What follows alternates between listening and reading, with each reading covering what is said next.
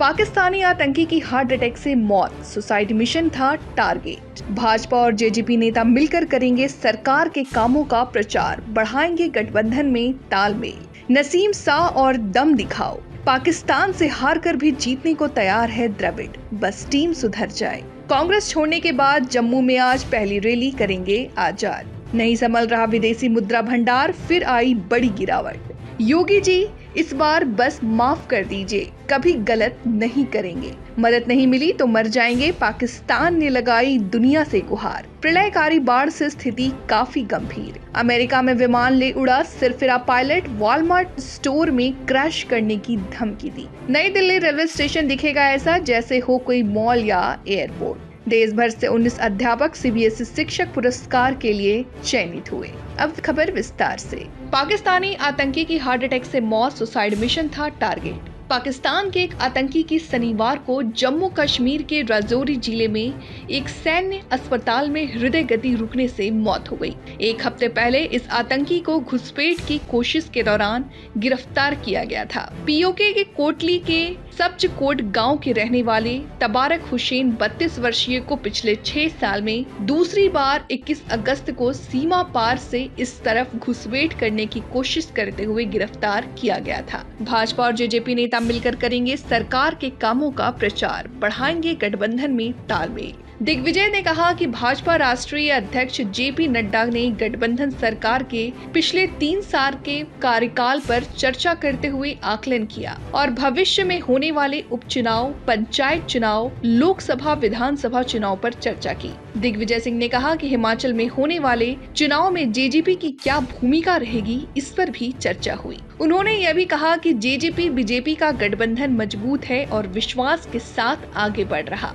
वे शनिवार को जेजेपी प्रदेश कार्यालय में पत्रकारों से रूबरू हुए। जेजेपी प्रधान महासचिव दिग्विजय चौटाला ने कहा कि जेजेपी द्वारा विधानसभा चुनाव 2019 में जारी घोषणा पत्र में से अब तक बहुत सारे वादों का कार्य हुआ है। उन्होंने कहा कि पार्टी जल्द घोषणा पत्र पर एक रिपोर्ट कार्ड तैयार करेगी और उसे जनता के समक्ष रखेगी। नसीम सा और दम दिखाओ, पाकिस्तान से हार कर भी जीतने को तैयार है द्रविड़, बस टीम सुधर जाए। भारतीय क्रिकेट टीम का मुकाबला एशिया कप में दूसरी बार पाकिस्तान से होने जा रहा है और टीम इंडिया के हेड कोच राहुल द्रविड़ ने पाकिस्तान की तारीफ की है। राहुल द्रविड़ मानते हैं कि उनके चित्र प्रतिद्वंदी अच्छे फॉर्म में हैं और भारत को इस तरह के मुकाबलों की जरूरत है ताकि वे T20 वर्ल्ड कप 2022 के लिए और बेहतर तरीके से तैयार हो सके। पाकिस्तान की टीम ने हांगकांग को केवल 38 रनों पर ढेर करके 155 रनों की रिकॉर्ड तोड़ जीत हासिल की थी। हालांकि इससे पहले वे भारत के हाथों 5 विकेट से हार चुके हैं। कांग्रेस छोड़ने के बाद जम्मू में आज पहली रैली करेंगे आजाद।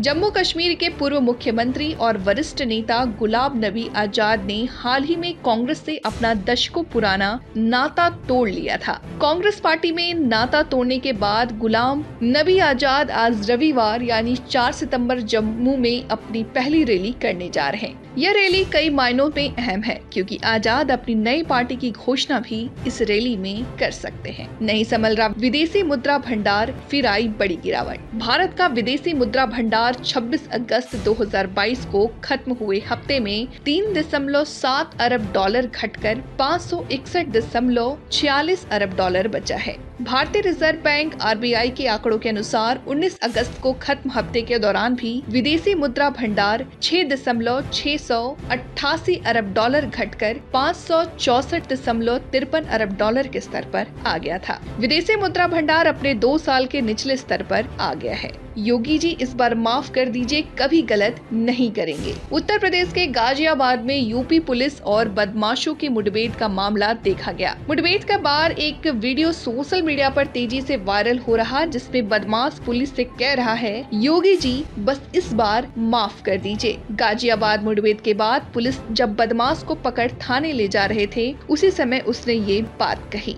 मदद नहीं मिली तो मर जाएंगे, पाकिस्तान ने लगाई दुनिया से गुहार। प्रलयकारी बाढ़ से स्थिति काफी गंभीर। पाकिस्तान ने शनिवार को अंतर्राष्ट्रीय समुदाय से विनाशकारी बाढ़ की स्थिति में भारी मानवीय मदद की अपील की है, जिसमें कम से कम 12 1265 लोग मारे जा चुके हैं और आधा पाकिस्तान डूबा हुआ है। हालांकि पाकिस्तान से अनुरोध पर अमेरिका, फ्रांस, तुर्की और यूएई से काफी मदद जरूर पहुंची है, लेकिन पाकिस्तान को अभी और मदद की आवश्यकता है और तुर्की ने जो मदद की है वो ऊंट के मुंह में चीरा के समान है। पाकिस्तान में बाढ़ से करीब 3 करोड़ 30 लाख लोग बुरी तरह से प्रभावित हैं और हजारों घर बाढ़ में बह चुके हैं। खासकर सिंध और बलूचिस्तान की हालत सबसे ज्यादा खराब है। अमेरिका में विमान ले उड़ा सिरफिरा पायलट, वॉलमार्ट स्टोर में क्रैश करने की धमकी दी। अमेरिका में मिसिसिपी के टुपेलो में उस वक्त पुलिस की टेंशन बढ़ गई जब एक पायलट ने धमकी दी वह वॉलमार्ट स्टोर को उड़ा देगा। इतना ही नहीं, पायलट ने टुपेलो के आसमान में कई घंटों तक चोरी का विमान भी उड़ाया। हालांकि विमान को लैंडिंग कराने के बाद पायलट को हिरासत में ले लिया गया है। नई दिल्ली रेलवे स्टेशन दिखेगा ऐसा जैसे हो कोई मॉल या एयरपोर्ट। शनिवार को मंत्रालय ने एक और धमाका किया है। मंत्रालय ने ट्वीट कर नई दिल्ली रेलवे स्टेशन का नया प्रस्तावित डिजाइन जारी किया। यह डिजाइन इतना भव्य है कि देखने वाला बस देखता ही रह जाए। रेलवे का कहना है कि पुनर्विकसित होने के बाद मौजूदा नई दिल्ली रेलवे स्टेशन ऐसा दिखेगा। इस डिजाइन को देखकर कहीं से भी नहीं कहा जा सकता है कि ये कोई रेलवे स्टेशन है। देश भर से 19 अध्यापक सीबीएसई शिक्षक पुरस्कार के लिए चयनित किए गए। सीबीएसई ने 2021-22 के लिए देश भर से 19 अध्यापकों को सीबीएसई शिक्षक पुरस्कार के लिए चयनित किया। इनमें से 8 शिक्षक दिल्ली के अलग अलग स्कूलों से हैं। बोर्ड ने इन सभी शिक्षकों के नामों की घोषणा कर दी है। शिक्षा के क्षेत्र में उत्कृष्ट कार्य करने वाले इन शिक्षकों और प्रधानाचार्यों को उनके योगदान के लिए सम्मानित किया जाएगा। बोर्ड ने सम्मान समारोह कार्यक्रम की तिथि की घोषणा नहीं की है। अभी के लिए इतना ही। बाकी की खबरों के लिए बने रहिए भारत टाइम्स पे। धन्यवाद।